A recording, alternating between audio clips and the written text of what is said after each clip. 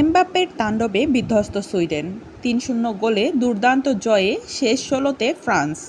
মাত্র ৯০ মিনিট, আর সেই ৯০ মিনিটেই পুরো বিশ্বকে আবারও মনে করিয়ে দিলেন কিলিয়ান এমবাপ্পে কেন তিনি এই প্রজন্মের সবচেয়ে ভয়ঙ্কর ফুটবলারদের একজন। সুইডেনের শক্তিশালী রক্ষণ যেন একের পর এক ভেঙে পড়ল ফরাসি আক্রমণের সামনে।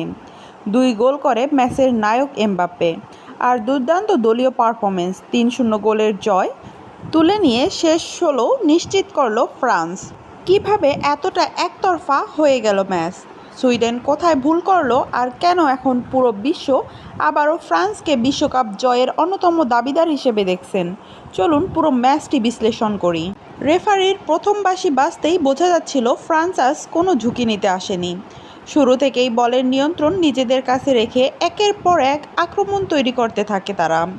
সুইডেন চেষ্টা করছিল রক্ষণ শক্ত রেখে পাল্টা আক্রমণের সুযোগ খুঁজতে, কিন্তু ফ্রান্সের মিডফিল্ডের গতি, পাসিং আর প্রেসিংয়ের সামনে তারা ধীরে ধীরে চাপে পড়ে যায়। এমবাপ্পের প্রথম আঘাত প্রথমার্ধের শেষের দিকে আসে, সেই মুহূর্ত যার অপেক্ষায় ছিল পুরো স্টেডিয়াম।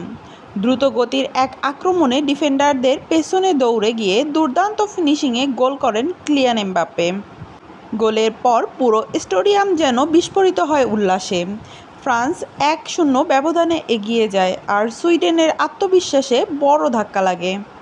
বিরতির পর সবাই ভেবেছিল সুইডেন হয়তো ঘুরে দাঁড়াবে, কিন্তু বাস্তবে সেটা দেখা গেল না। ফ্রান্স আরও আক্রমণাত্মক হয়ে ওঠে। দুর্দান্ত একদলীয় মুভ থেকে বারকোলা ব্যবধান করেন ২-০। এই গোলের পর সুইডেনের খেলোয়াড়দের মধ্যে হতাশা স্পষ্ট হয়ে ওঠে। আবারও এমবাপ্পে ম্যাচের শেষে নিজের জাদু দেখান। দ্রুত গতির দৌড়, অসাধারণ বল কন্ট্রোল এবং নিখুঁত শটে বল জড়িয়ে দেন জালে। ৩-০। এটাই ছিল ম্যাচের শেষ বড় মুহূর্ত। ২ গোল করে ম্যাচ সেরা হওয়ার পাশাপাশি পুরো বিশ্বকে আবার নিজেদের সামর্থ্য প্রমাণ করে দিলেন এই ফরাসি সুপারস্টার। কেন জিতল ফ্রান্স? এই জয়ের পেছনে কয়েকটি বড় কারণ ছিল। মিডফিল্ডে সম্পূর্ণ আধিপত্য, দ্রুত গতির উইং আক্রমণ এবং এমবাপ্পের অসাধারণ ফিনিশিং। ডিফেন্সে দুর্দান্ত সংগঠন, পুরো ম্যাচ জুড়ে হাই প্রেসিং। ফ্রান্স শুধু গোলেই করেনি, ম্যাচের ছন্দও পুরো সময় নিজেদের নিয়ন্ত্রণে রেখেছিল। সুইডেনের প্রধান সমস্যা ছিল আক্রমণে সৃজনশীলতার অভাব। বারবার বল হারানো, এমবাপ্পেকে থামানোর কোনো কার্যকর পরিকল্পনা না থাকা, রক্ষণে ভুল পজিশনিং।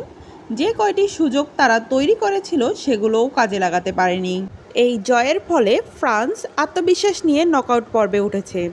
দলটি যেভাবে খেলছে তাতে অনেক বিশেষজ্ঞই তাদের আবারও শিরোপার অন্যতম দাবিদার হিসেবে দেখছে। এমবাপ্পে যদি একই ছন্দ ধরে রাখতে পারেন তাহলে সামনে থাকা যে কোনো প্রতিপক্ষের জন্যই বড় সতর্কবার্তা। তাহলে বন্ধুরা, আপনার মতে এই বিশ্বকাপে সবচেয়ে ভয়ঙ্কর দল কি এখন ফ্রান্স? এমবাপ্পে কি আবারও ফ্রান্সকে বিশ্বকাপ ট্রফি এনে দিতে পারবেন? আপনার মতামত অবশ্যই কমেন্টে জানান। ভিডিওটি ভালো লাগলে লাইক, শেয়ার এবং সাবস্ক্রাইব করুন।